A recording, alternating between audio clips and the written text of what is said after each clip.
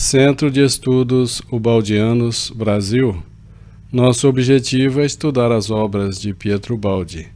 Já estamos no 3º volume, As Noures, Técnica e Recepção das Correntes de Pensamento. Em As Noures já atingimos o capítulo 4. Hoje é o último estudo, concluindo o capítulo 4. Então, vamos ao texto. Continuando, porque fizemos pausa da sexta-feira anterior e estávamos falando sobre um dos grandes inspirados, que é Joana d'Arc. Em março, Joana d'Arc está em Chinon e reconhece o Dauphin. Dauphin é uma palavra, é um título de nobreza do herdeiro aparente da coroa francesa. No caso era Carlos VII. Ele estava aguardando para ser coroado rei da França. O rei anterior era Carlos VI. E eles colocam Carlos VII junto com 300 outros nobres para que Joana d'Arc descobrisse qual deles era o Carlos VII. Então, entre a multidão dos cortesãos, aqui tem uma parte em francês e a tradução está em seguida.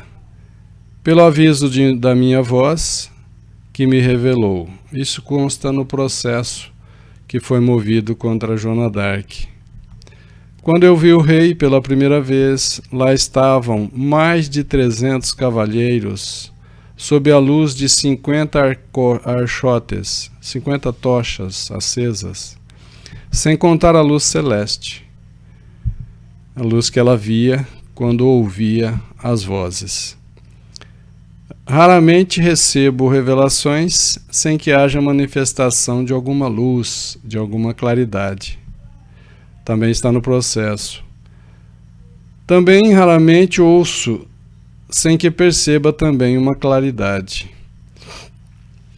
E aqui nós vamos observar que eles tentaram disfarçar para que Joana d'Arc reconhecesse o rei, o Dauphin, futuro rei Carlos VII.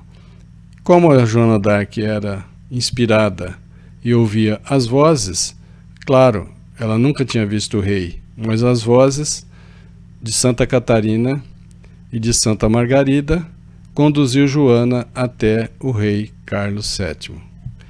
E lá logo ela reconheceu ele entre mais de 300 cortesãos. Já havia dito Joana a respeito da sua primeira aparição. Ao falar com Dauphin, ela lê no íntimo de seu espírito, atingindo suas secretas dúvidas. A dúvida de Carlos VII era se ele realmente era filho legítimo de Carlos VI, porque existia a possibilidade, a mãe dele e tal e tal. Então, esse era um pensamento íntimo que só Carlos VII tinha. E naquele instante, as vozes captam esse pensamento de Dauphin, que eram essas dúvidas, isto é, se ele, Carlos VII, era legítimo filho de Carlos VI e de Isabel de Baviera, ávida, viciosa e traidora. E Joana lhe diz que justamente porque Carlos VII era filho legítimo de Carlos VI, que ela, Joana d'Arc, o fará consagrar rei na cidade Reims, no nordeste da França. Um outro sinal se acrescenta: o miraculoso encontro da espada enterrada de Santa Catarina, coisa que Joana não podia saber e que lhe foi indicada pelas vozes.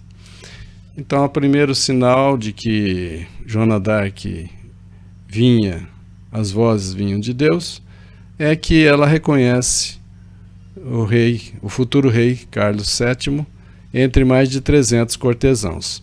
E o segundo sinal é que Joana d'Arc indica o local onde estava a espada que estava enterrada, guardada, há mais de 700 anos. Então aqui tem uma referência de rodapé. É uma referência a um fato realmente notável. As vozes disseram a Joana que ela deveria usar, na luta contra os ingleses, a mesma espada de Carlos Martel, que em 732, portanto, 7 séculos antes, estamos falando de 1430 por aí, esse Carlos Martel usou a espada e expulsara os muçulmanos invasores da França na batalha entre a cidade de Poitiers e Tours. E continuando o texto aqui, em Orleans, a inspiração sustenta a estratégia e a técnica militar com uma capacidade que Joana não podia possuir e que superava a capacidade dos chefes de seu tempo. Então, Joana conduz o exército com uma capacidade inacreditável, que superava a capacidade dos seus chefes, comandantes militares do exército francês. Em poucos dias, uma camponesa, uma adolescente de 17 anos, consegue o que não o puderam fazer em vários meses os homens aguerridos da época. E aqui também uma nota de rodapé, continuação. E as mesmas vozes lhe indicaram onde encontraria enterrada a esquecida espada sob o altar de uma igrejinha campestre.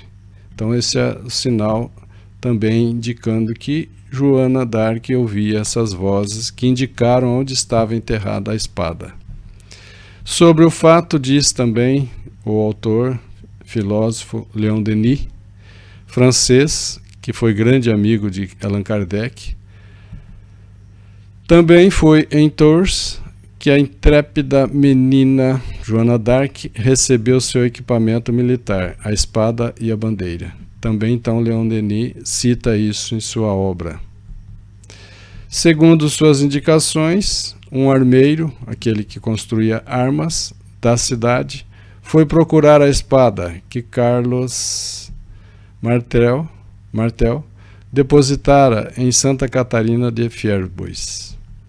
Estava enterrada a espada atrás do altar e ninguém no mundo sabia que se achava ali. Então, as vozes de Santa Catarina ditaram para Joana onde estava a espada. Grande sinal de vozes de espíritos que orientaram a Joana d'Arc. Para a heroína, essa espada sairá da poeira dos séculos e novamente expulsará o estrangeiro. O estrangeiro aqui é o invasor, os ingleses. Está na obra Leon Denis, Joana d'Arc Médium. Foi editado pela Federação Espírita Brasileira. Diz ainda Leon Denis, referindo-se ao roteiro de Joana d'Arc, que quis percorrer. Vi no fundo da Touraine a pequenina igreja de Fierbois, donde fez que retirassem a espada de Carlos Martel. Tá? Nota do tradutor. Continuemos. Então, Joana d'Arc vai a Orleans e comanda o exército, e a cidade de Orleans, na França, é libertada do domínio dos ingleses. As vozes tiveram uma confirmação exata. Joana, porém, sabia que era preciso tudo realizar rapidamente e tem pressa de concluir sua missão guerreira. Importava consagrar no rei a vitória conseguida, completá-la num plano de direito. Agora precisava consagrar o rei Carlos VII, coroá-lo. E avança para Reims, cidade de Reims, no nordeste da França. Na tarde de 16 de julho, Carlos VII entra na cidade, como as vozes haviam predito. Imediatamente, no dia seguinte, um domingo, é realizada a coroação.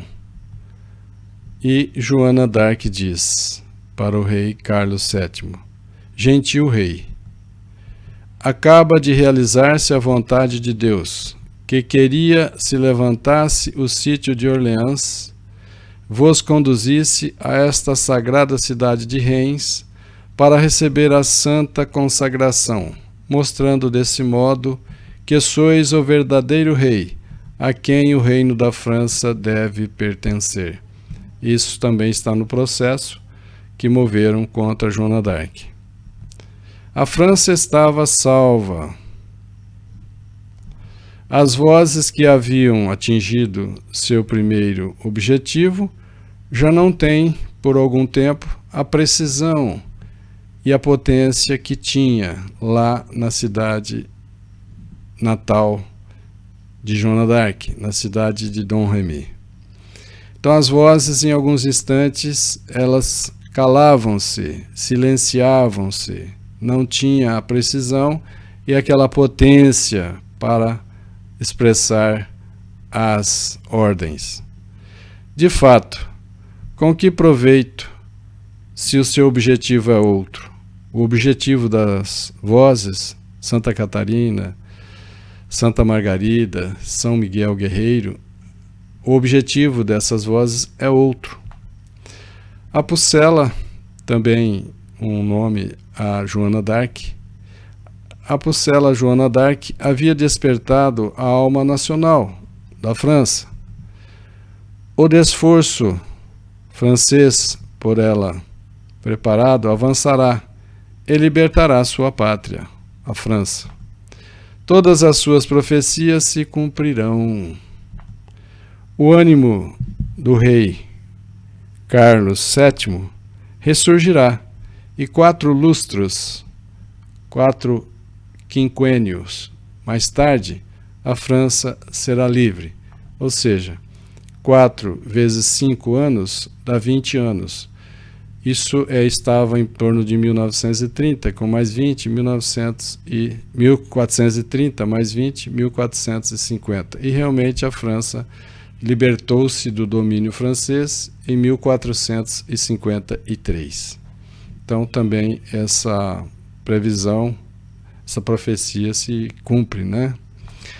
Era suficiente aquela centelha, aquele início, aquele impulso que Joana d'Arc deu à França. As forças haviam limitado sua intervenção ao mínimo indispensável. As forças espirituais, as vozes de São Miguel Guerreiro, as vozes de Santa Catarina e Santa Margarida, elas se limitaram em intervir o mínimo indispensável. Depois de Reims, depois da coroação do rei VII na cidade de Reims, é outro o objetivo das vozes, e para essa nova meta se dirigem e com ele se harmonizam. Com esse novo objetivo, as vozes se harmonizam. As vozes permanecem em seu método de dizer, guiar, encorajar e promover acontecimentos parceladamente e vão fazendo revelações gradativas, proporcionais, progressivas para Joana d'Arc. Aí começa um novo destino de Joana d'Arc, mas elas, as vozes, não lhe revelam. As vozes só falarão claramente na Páscoa de 1930, em Melun.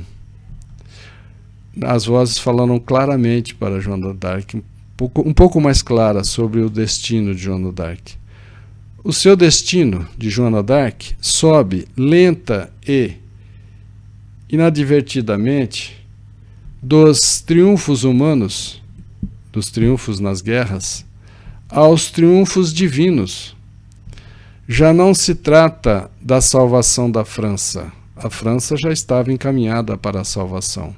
Já não se trata da salvação da França, mas se trata agora da sublimação da alma de Joana d'Arc através da dor. É aquele reentrar ao sistema, como disse Pietro Baldi. Se trata aqui de que Joana d'Arc, o espírito Joana d'Arc, entre ao reino de Deus. E sua paixão começa. Paixão de Joana d'Arc. É uma vitória maior, que deve consolidar a primeira vitória e fazer de Joana uma santa. Progressão ascensional do fenômeno, que o conduz a um limite imensamente mais elevado, em que o sofrimento, como já vimos, é o fator fundamental.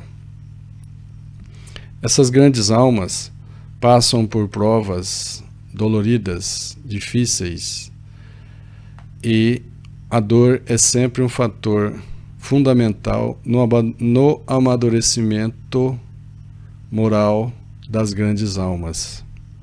Para Joana era necessário consolidar e consagrar sua ideia no martírio, que continha algo de maior do que a salvação da França, e que no testemunho da morte devia estender-se ao mundo inteiro. Então eram alguns objetivos que Joana d'Arc tinha, traçou, programou, planejou antes de reencarnar. Um dos objetivos era salvar a França. O outro objetivo era resignar-se, esse reentrar no reino de Deus. E o terceiro objetivo, que nós vamos ver claramente, é que Joana d'Arc demonstra, comprova a existência do Espírito. Para que Joana, entretanto, pudesse realizar sua ascensão, evolução moral, era indispensável para ela a falência de seu triunfo humano. Ou seja, para que Joana triunfasse moralmente, espiritualmente, ela precisava falir nesse triunfo humano, nesse triunfo de vencer guerras pelos franceses. Importava que a sua grandeza terrena naufragasse na traição e no abandono por parte dos ingratos em favor de quem ela havia lutado. Vai ficar mais claro. Não devia ser ela quem colhesse para si glórias terrestres. Joana d'Arc não veio colher glórias terrestres para si. Sua glória deveria ser seu puríssimo sacrifício pela França. Recompensas e gozos humanos teriam dissipado completamente essa sutil fragrância do espírito, se ela continuasse às honrarias terrenas. Ela teria perdido a oportunidade desse resgate, dessa reentrada ao reino de Deus. Uma vez mais, vemos no fundo de todas as missões, no fundo de todas as grandes missões, Cristo a resplandecer. Cristo que atrai a si, na renúncia e no martírio, as almas eleitas. Cristo atrai a si, para si, as almas eleitas, as almas preparadas, as almas amadurecidas, para que elas passem por essa prova e adentrem ao reino de Deus.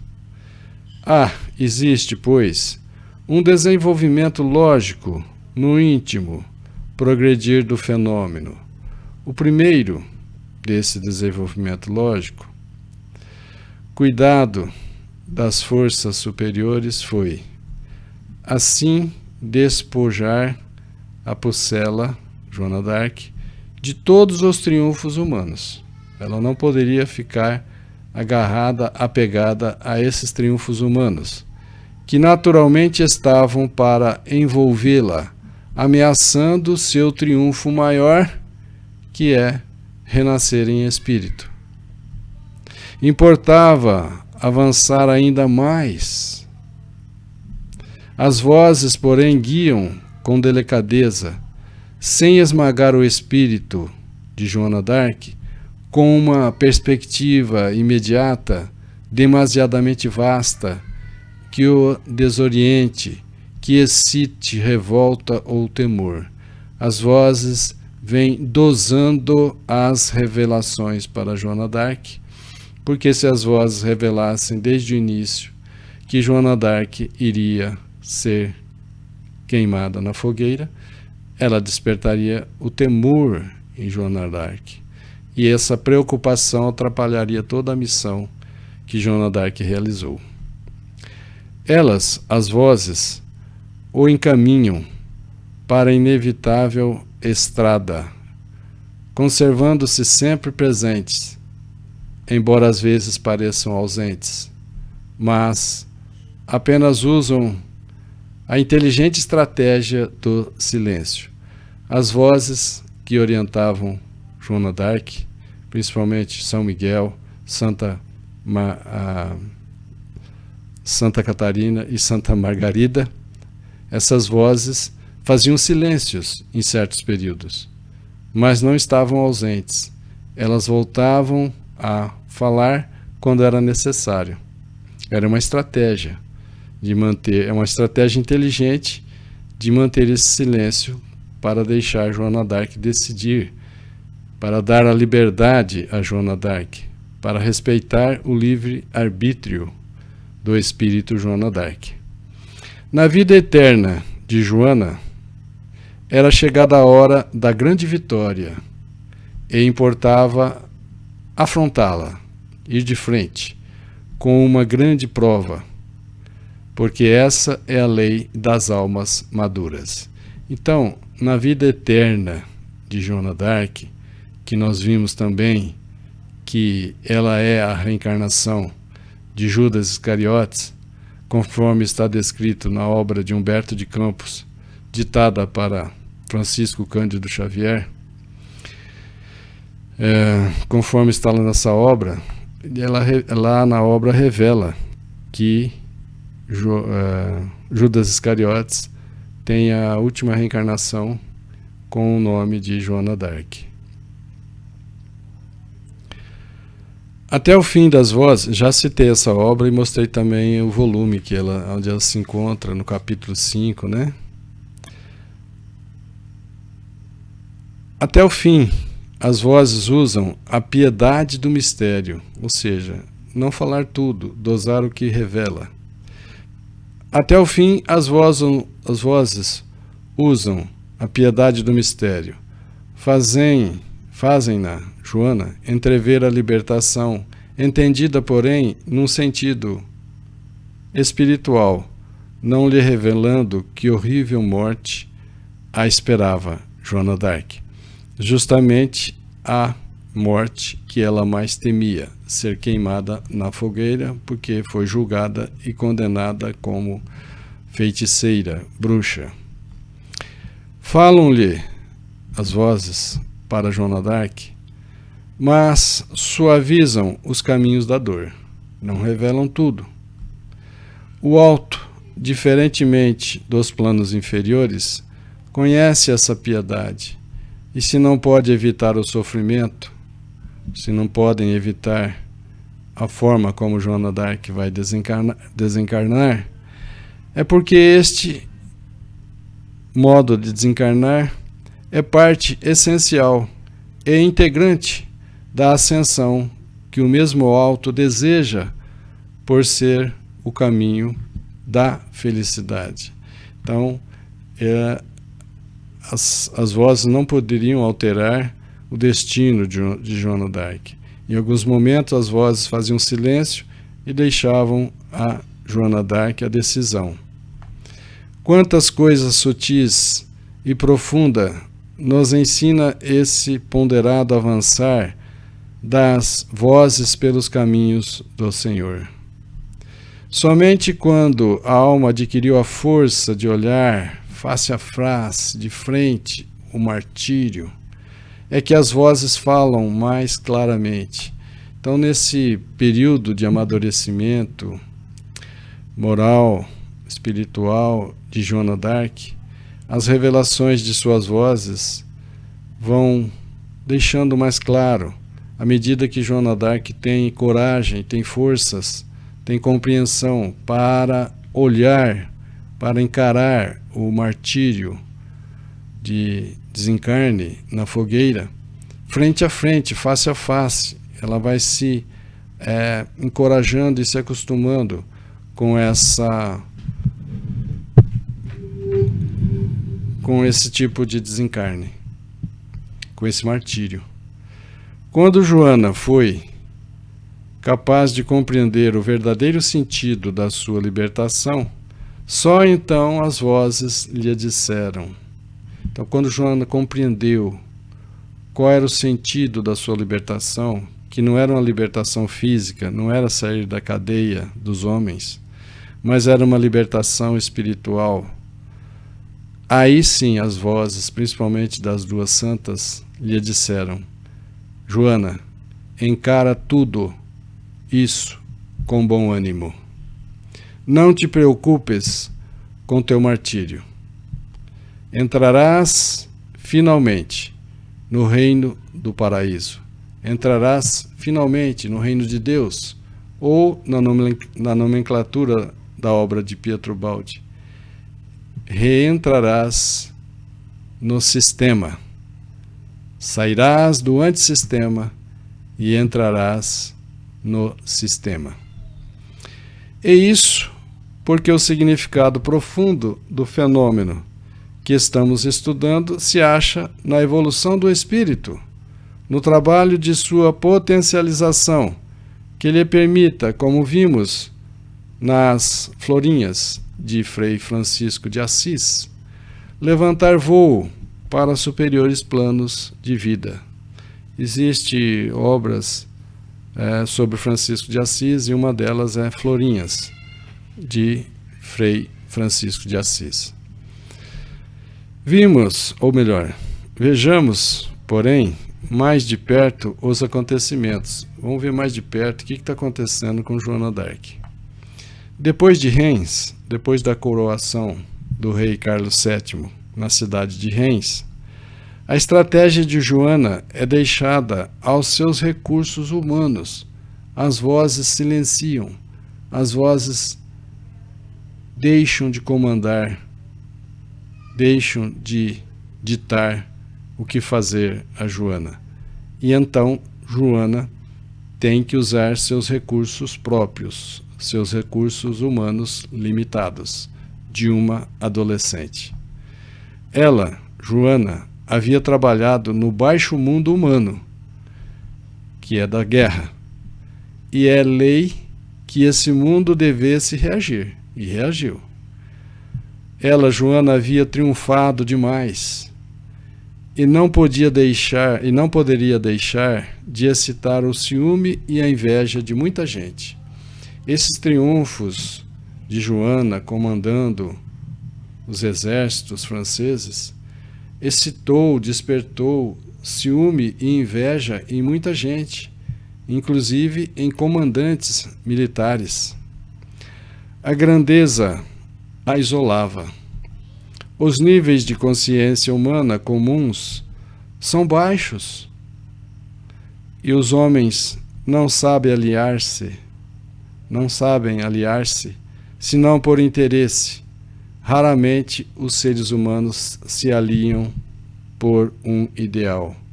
As pessoas se aliam na busca de uma vingança.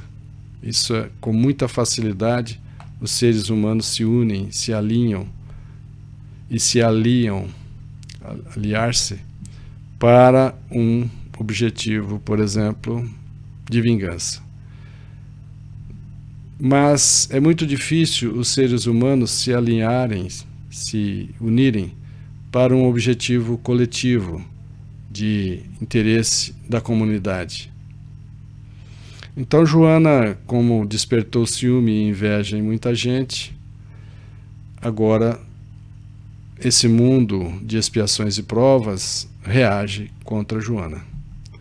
É natural que o conhecimento limitado de Joana d'Arc, mas não sustentado pelas forças superiores, tivesse logo de despedaçar-se de encontro às astúcias de gente dada a todas as insídias dada a todas as armadilhas, insídias, e ela, Joana d'Arc, cai vítima da traição. Traição do povo francês, traição dos comandantes militares, traição do rei Carlos VII. Os homens eram cegos, só enxergavam o interesse mesquinho, egoístico. Por ser próximo esse interesse e por ser um interesse individual, os homens não enxergavam o benefício do interesse coletivo para o país França. Somente as potências do alto haviam demonstrado uma superior consciência do momento histórico, dominando no espaço e no tempo. Só essas três vozes que nós citamos, o alto, só o Cristo, só Deus, eles tinham essa consciência superior da gravidade desse momento histórico que a França passava e que precisava da união dos militares, do rei, a união também de Joana d'Arc. Mas, como esses homens só viam o seu lado egoístico e orgulhosos, eles não contribuíram para o bem coletivo. Os homens inferiores são, porém, os mais tenazes e armados de vontade, de astúcia, de força física e de mentiras. Quanto mais inferior é o ser humano, mais astuto e mais mentira ele utiliza. O plano lógico de Joana d'Arc era de avançar logo sobre a cidade de Paris e aí concluir a paz como vencedora. Carlos VII, por quem ela lutava, o rei, pessoalmente lhe frustra os planos de Joana d'Arc, preferindo um armistício, uma trégua com Paris e uma paz acomodatícia. Todo o impulso moral dado à França por Joana d'Arc é quebrado, dissipado. Ela, Joana d'Arc, é traída pelo seu próprio rei, pelo povo francês e pelos comandantes militares. No momento da ação decisiva, que deveria recolher todos os esforços anteriores, o rei vadia, o rei não apresenta resolução, não tem boa vontade e espera. Em setembro, Joana ataca a cidade de Paris para libertar a cidade de Paris do domínio inglês. Aí se dá a primeira traição. Vários comandantes militares, não desejando a vitória da empresa, retiram-se da luta. Desertores. Traíram a pátria, traíram ao rei, traíram a Joana d'Arc. No dia seguinte, anuncia-se que é expressa a vontade do rei se abandone a ofensiva. Foi anunciado que o rei pediu para parar com a ofensiva contra os ingleses que dominavam Paris. E a traição continua. A primeira derrota de Joana d'Arc ofusca a auréola da heroína. O povo quer o triunfo, a esmagante persuasão do fato concreto que tudo justifica, o delito ou o milagre. Em face da derrota, a santa Joana d'Arc é transformada em feiticeira. Enquanto ela estava vencendo, era santa. Quando ela perde, na derrota em Paris, ela é chamada de feiticeira pelos próprios franceses e principalmente pelos ingleses. Joana permanece cada vez mais sozinha contra todos. Joana vai ficando só. As almas, as vozes estão com Joana, mas estão em silêncio.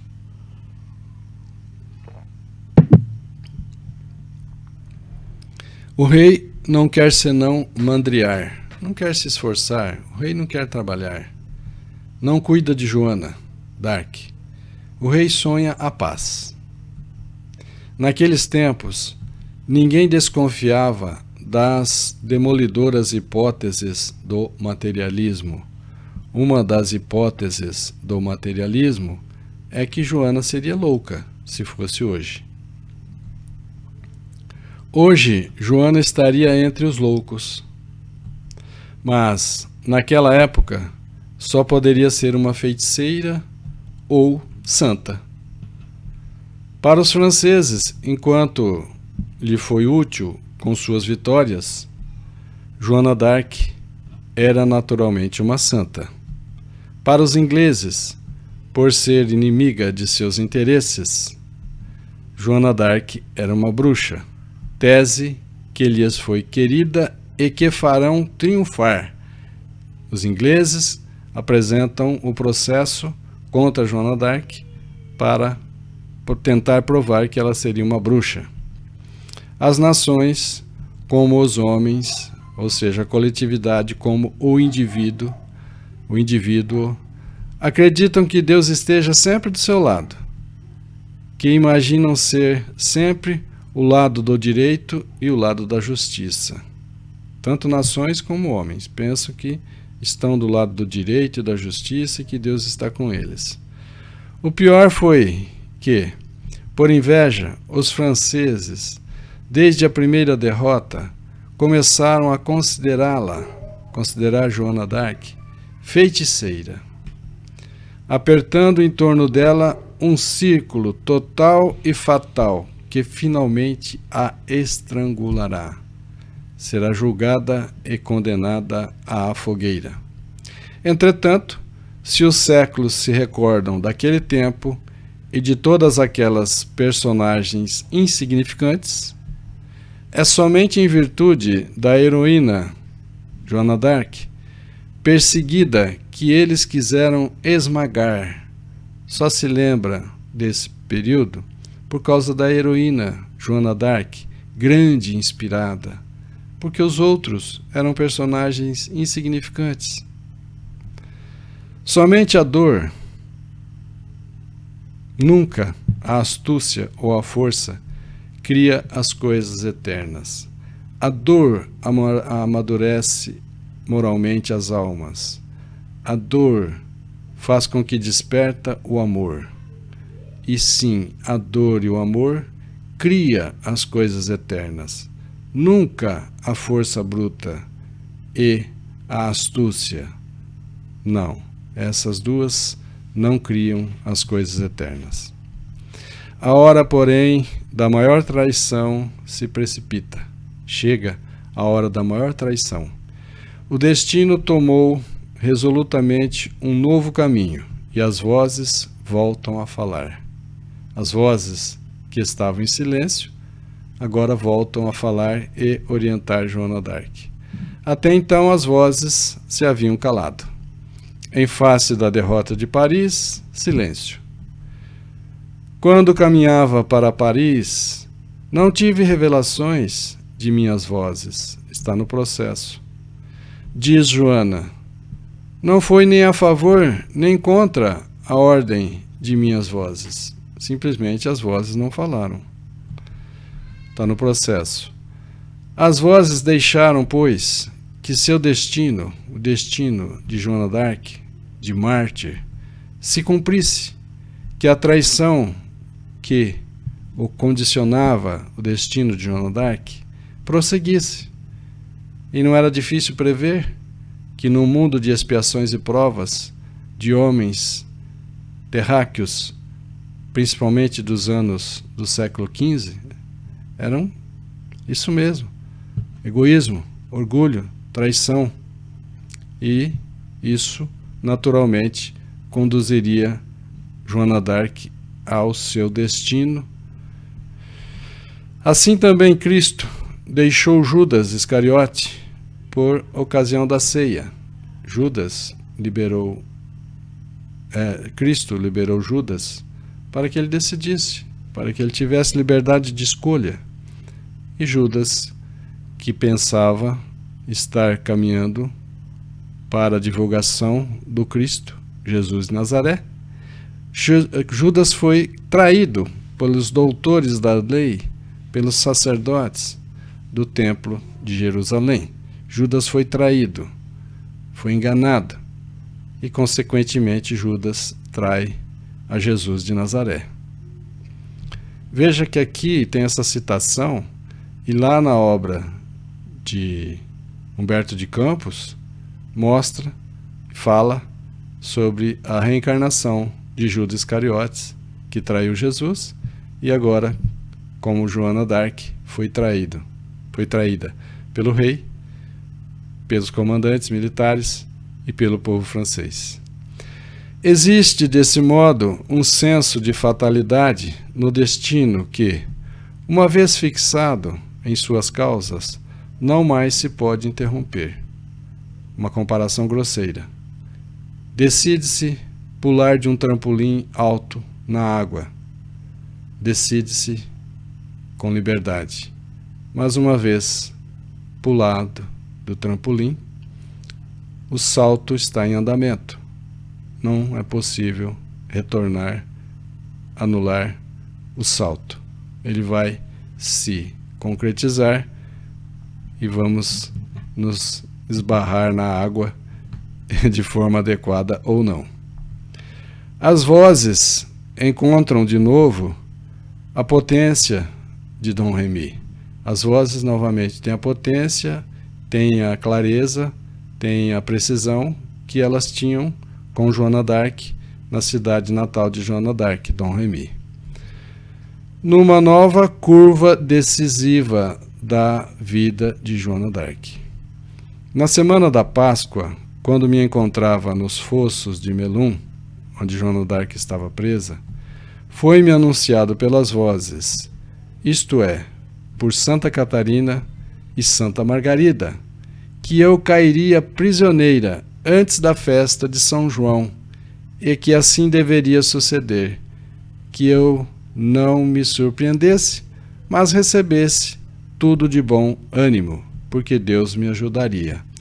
Então, quando Joana d'Arc estava presa, lá em Melun, as vozes vêm e revelam para ela, né?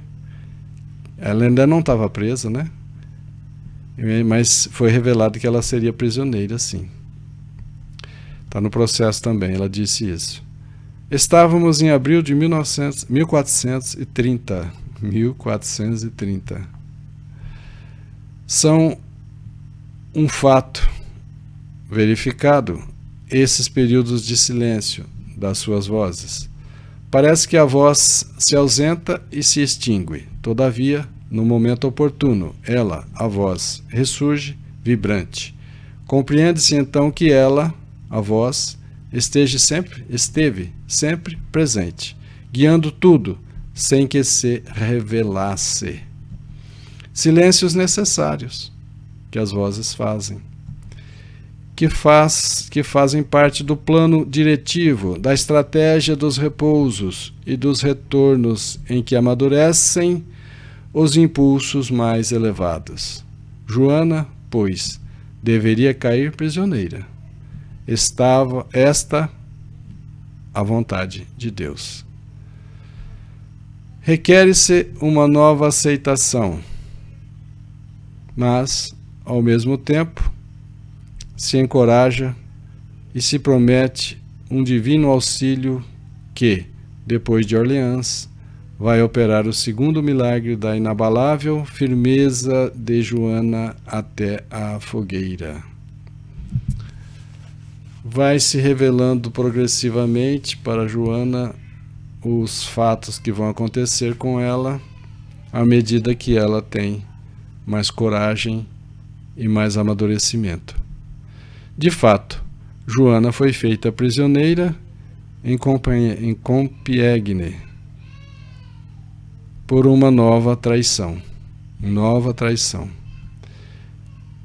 Joana entra na cidade sitiada, a cidade que era dominada pelos ingleses, sem de nada suspeitar, mas, ao fazer uma incursão pelas suas proximidades da cidade, o inimigo talvez tivesse combinado com os próprios chefes da cidade. O inimigo inglês estava combinado com os franceses, chefes da cidade. Os ingleses lhe cortam a retirada. Quando Joana d'Arc tenta retirar-se, bater em retirada, os ingleses que já estavam preparados nesta armadilha cortam, impedem a retirada, a volta de Joana d'Arc. Nesse intervalo, Compiègne levanta as pontes e fecha as portas da cidade. Mais uma traição. Joana teve de render-se e foi aprisionada em virtude da traição dos próprios franceses. Disse que a traição foi regiamente compensada. Disse que os franceses, chefes dessa cidade, e mais não sei quem, teriam recebido grande soma de dinheiro por recompensa de facilitar a prisão de Joana d'Arc. Traição. Prisioneira, assim de mãos em mãos, ela, Joana d'Arc, passa aos ingleses, aos quais é vendida, e que pagam alto preço pela rica presa. Os acontecimentos se aceleram. Joana arrasta sua paixão de cárcere em cárcere, de prisão em prisão, até que se inicia seu processo para julgá-la e condená-la à fogueira. Nas mãos dos ingleses, Joana deveria ser considerada uma feiticeira. Esta é a conclusão preposta a todo o processo, porque deveria este processo servir ao interesse de anular a consagração, anular a coroação do rei Carlos VII de Reims, reduzida desse modo a um sacrilégio, destruindo com isso a autoridade conferida a Carlos VII por esse novo juízo de Deus.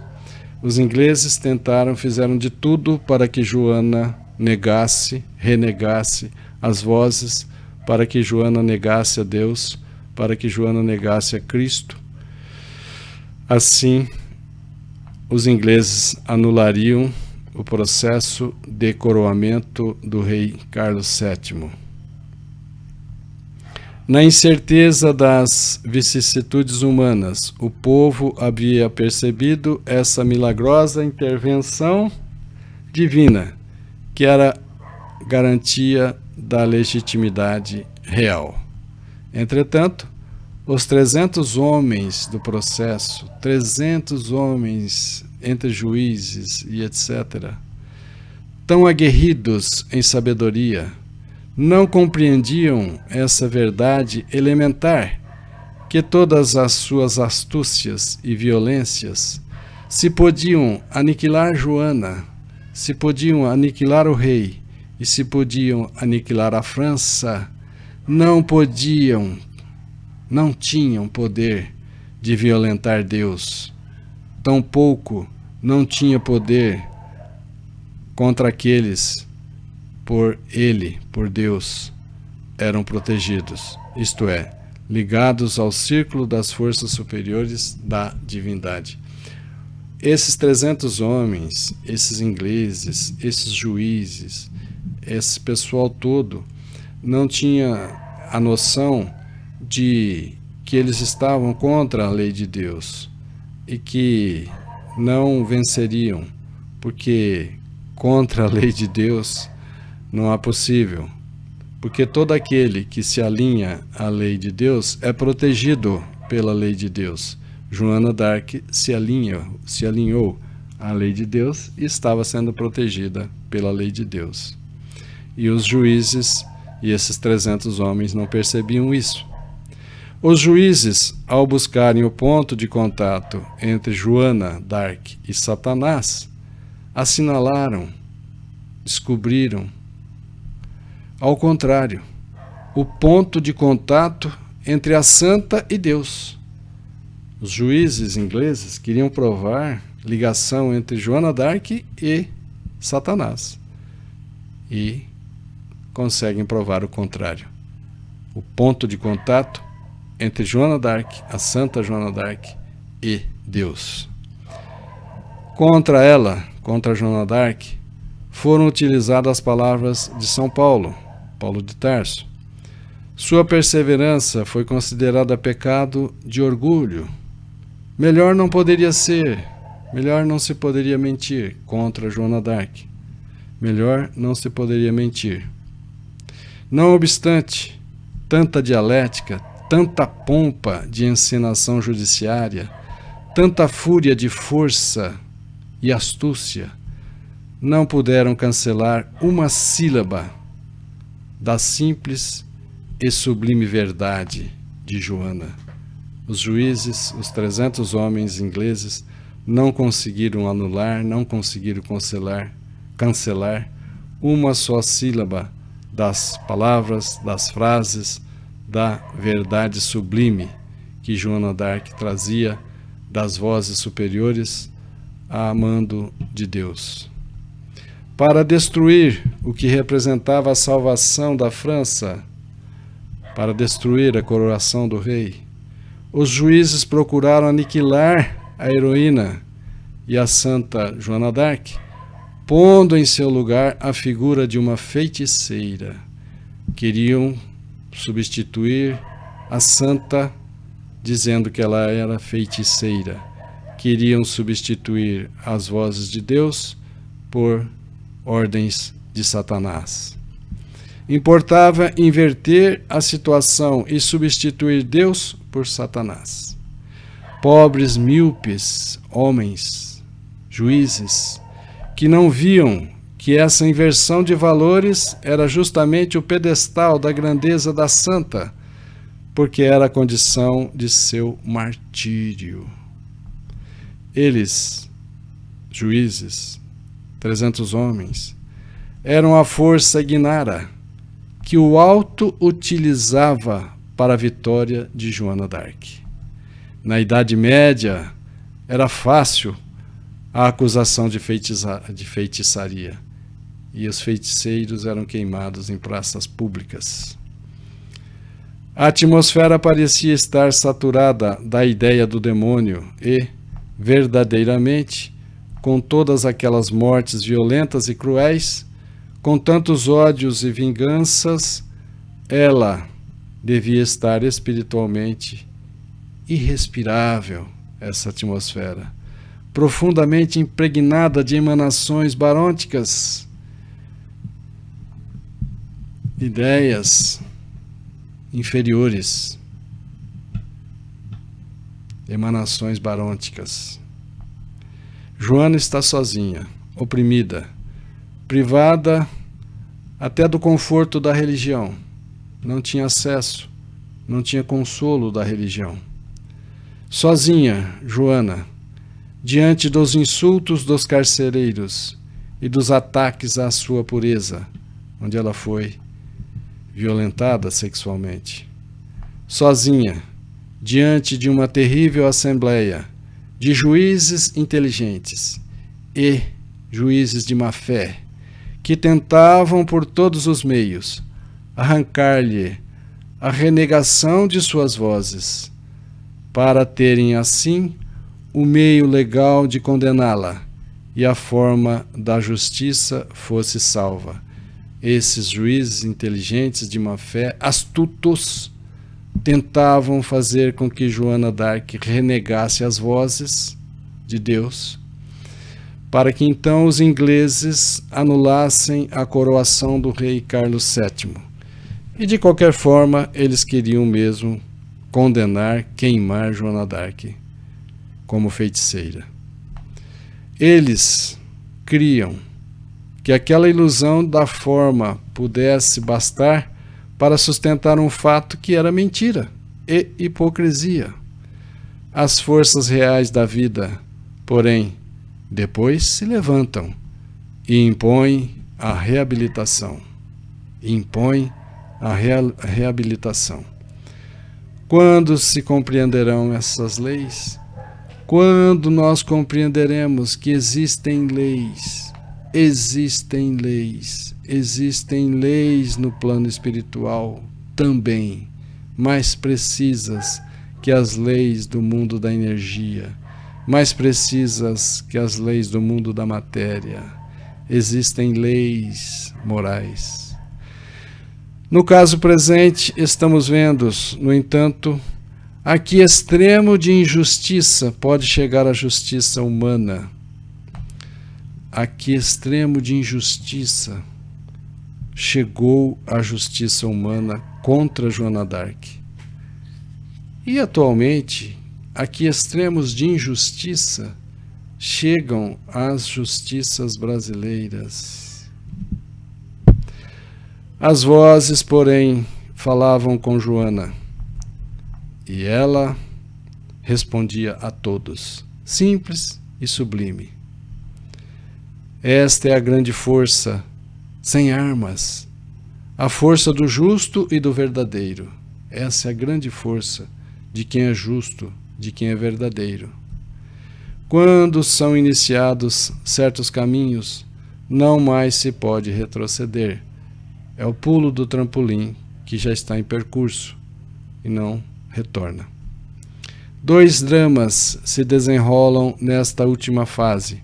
O drama exterior, que é o do processo em que a autoridade cega, a autoridade cheia de ideias preconcebidas, a autoridade cheia de má fé, se precipita de erro em erro até bater a cabeça na fogueira, diante da qual um dos juízes ingleses gritará: nós nos enganamos, queimamos uma santa.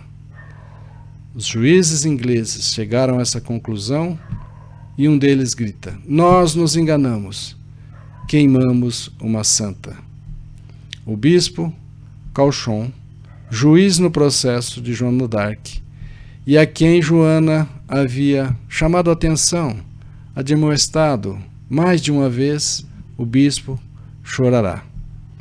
Ao lado de tudo isso, se desenrola o drama interior de Joana, que resplandece, que ilumina sobre o fundo cinzento de tantas baixezas, astúcias e crueldades.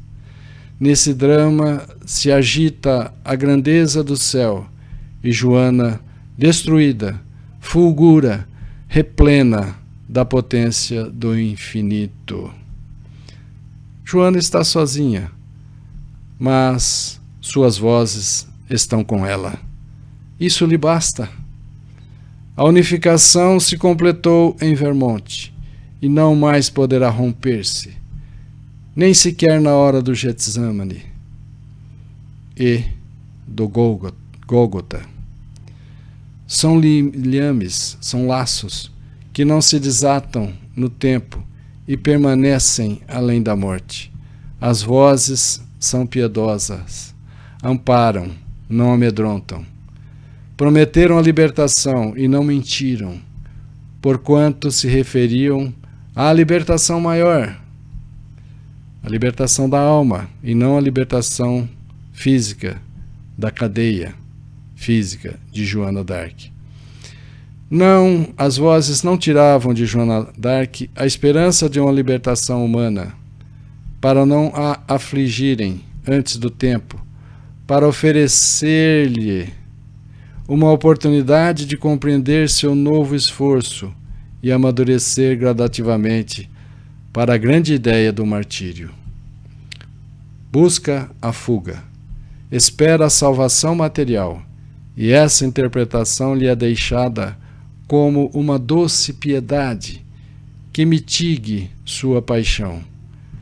Joana d'Arc interpreta que ela seria libertada materialmente da cadeia. Muitas vezes é benéfica a ignorância das disposições do destino. Certas ilusões da alma são frequentemente necessárias para que ela, a alma, afronte, vá de frente situações que a amedrontariam. Muitas vezes as vozes não revelaram tudo para Joana, para não amedrontá-la, enquanto Joana d'Arc amadurecia. Então é muito útil que nós também podemos conduzir nossas vidas sem procurar ler a sorte, ler as mãos, ler o futuro. Por quê? O que vai acontecer para cada um de nós daqui a 30 anos, se nós soubermos hoje, nos atemoriza, nos desequilibra, nos desarmoniza. Mas, se nós vamos amadurecendo nesses próximos 30 anos, o que vai acontecer conosco lá, com 30 anos, daqui a 30 anos, até lá estamos amadurecidos, preparados para o acontecimento. Então, é frequente, é necessário essas não informações do que virão. As vozes a encorajam Joana d'Arc a resistir até a libertação. Só mais tarde haveria de compreender. Necransrien, não temas. Elas, as vozes, haviam dito desde o princípio, não temas. Era necessário a prova suprema. Deixa eu pôr esse mouse de cá. Era necessária a prova suprema para dar ao mundo o testemunho da origem divina das vozes. O destino de Joana não tinha de atingir somente o alvo de salvar a França. O destino de Joana, a missão de Joana d'Arc, não era só esse alvo de salvar a França do domínio inglês, mas era também o alvo de santificar sua alma. Sim, resgatar-se, renascer em espírito, Joana d'Arc reentrar no reino de Deus. Mas também, como alvo, esse terceiro alvo, também de afirmar ao mundo a verdade do Espírito. Joana d'Arc ouvia vozes de São Miguel, de Santa Catarina, de Santa Margarida, de seres desencarnados. Ouvia vozes de espíritos. Então esse também foi um objetivo muito grande de Joana d'Arc, de provar, mesmo indo ao martírio da fogueira, manter, dizendo, afirmando a verdade do Espírito dessas almas, dessas vozes que ditavam para Joana d'Arc. Então veja que isso foi muito bem realizado por Joana d'Arc. Ela não desmentiu as vozes e ela então confirma a existência do Espírito, lá em 1431, quando ela é queimada. Joana deu a vida por essa afirmação da verdade do Espírito. Joana jamais negou suas vozes e sempre repetiu seu motto: de la parte de Dio, venho da parte de Deus. E repete no final: se eu dissesse que Deus não me enviou, eu me condenaria junto a Deus. Verdadeiramente, Deus me mandou. Somente na jornada do cemitério de Saint-Ouen tem um momento de fraqueza. Joana d'Arc tem um momento de fraqueza humana. Seu cansaço cedeu em face a tantas pressões e tantas astúcias dos 300 homens juízes. Talvez tivesse sido esmagada com substituições de textos, ou talvez se houvesse enganado, pensando que aquela fosse a esperada libertação. Os juízes eram muito audazes, usavam de muita inteligência e muita astúcia. Os juízes queriam esmagar mesmo Joana d'Arc. Vacilou Joana d'Arc vacilou um momento, vencida pela vontade tenaz de seus juízes, que, no entanto, não passava de uma força que desejava sua retratação para condená-la, de qualquer modo. De toda forma, ela iria para a fogueira. E esses juízes tentavam mentir a ela que se ela negasse as vozes, ela não iria à fogueira. Mas eles queriam condená-la de qualquer modo. São bem humanos esses desânimos que obscurecem o senso de responsabilidade. Joana, porém, apenas readquire alguma força, temeu em face de suas vozes, por havê-las desmentido, embora por um momento, e imediatamente recobrou ânimo. E seu último grito, o maior grito lançado ao mundo entre as chamas da fogueira da cidade de Rouen, foi Joana d'Arc dizendo, mesmo no momento do seu sacrifício: minhas vozes vinham de Deus. Testemunho solene, feito em face da morte, quando não se pode mentir, relâmpago de verdade eterna, descida como sempre de uma cruz, verdade provada com o martírio. Se fosse mentira que Joana d'Arc ouvia as vozes de Deus, ela teria renegado para não ser queimada. Mas ela sustentou e demonstrou que ouvia as vozes e que os espíritos existem. Que diz a ciência dessa espécie de provas? Na apoteose do sacrifício, Joana reafirma, dando por isso a própria vida, as supremas verdades do Espírito, testemunhando que elas existem e se atingem essas verdades através da dor. No momento supremo, a pucela Joana d'Arc de Orleans encontra o ponto de contato que a une a Cristo, novamente penetra e se fixa como força palpitante de vida no plano divino da sua redenção. Redenção. Ressuscitar em espírito, renascer em espírito. E Cristo é seu derradeiro grito, que é de vitória.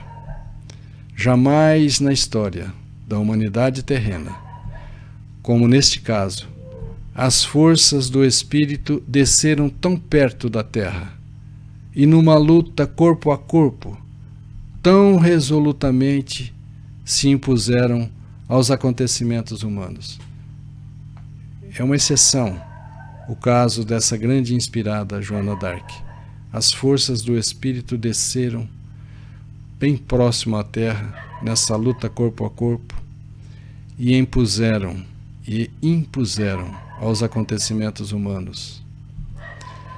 Jamais o contraste foi tão vivo, a intervenção tão evidente, nem os acontecimentos foram tão intensamente violentados pelos impulsos do imponderável, pelos impulsos do espírito. Os dois mundos, material e espiritual, se defrontaram e olharam face a face, desafiando-se, e o espírito venceu. E o espírito venceu. Nós concluímos com isso o capítulo 4 de Os Grandes Inspirados da obra As Noures. Na próxima sexta-feira nós entraremos no capítulo 5, que são como que um resumo, está aqui, que são as técnicas das Noures. Nós aproveitamos para dizer aqui que o espírito venceu e Joana d'Arc, que era a reencarnação de Judas Iscariotes, resgatou-se todo aquele passado, toda aquela traição que ele fez, que foi vítima também foi enganado. Judas Iscariotes também foi enganado. E agora, então, ele se regenera. Nós agradecemos a todos pela paciência, pela tolerância em estudarmos juntos a obra de Pietro Baldi. Muita paz a todos, fiquemos com Jesus e as bênçãos de Deus. Muita paz.